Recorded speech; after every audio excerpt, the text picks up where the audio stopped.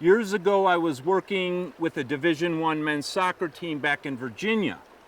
And I sat down with Coach Phillips and asked, how can I help? Coach Phillips was from Trinidad and played goalkeeper for the national team and actually had written a book on goalkeeping with a chapter on the psychological side, so we already had a lot in common.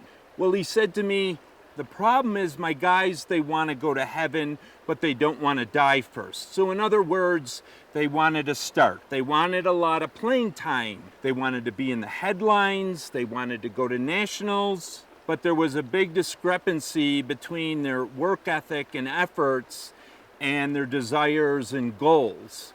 And I don't share this story to suggest you don't have the work ethic.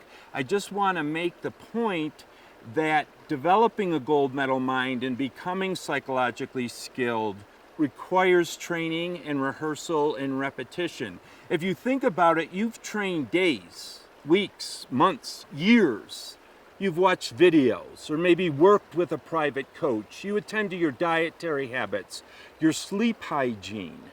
A lot goes into developing yourself physically, biomechanically. Think about a Nordic skier and how they have the waxing down to a science, or a tennis player and how they have their racket strung, or a runner. I've worked with some runners that have had at least 20 pairs of shoes. So what would this look like when it comes to the gold medal mind? Well, you would read the book through once, and then you would read it again, taking notes. I'm very old school, use pen and paper.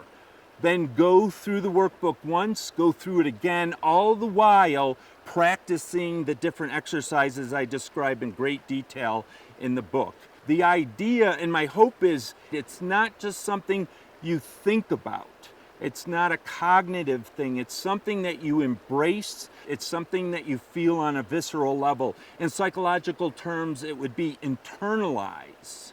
By approaching it this way, as you learn more about yourself, your athletic performance will improve.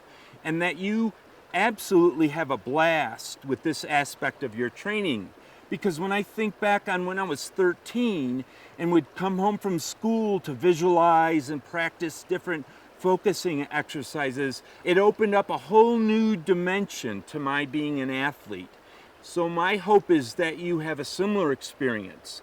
Should you want guidance on your path, we can meet in person or work online.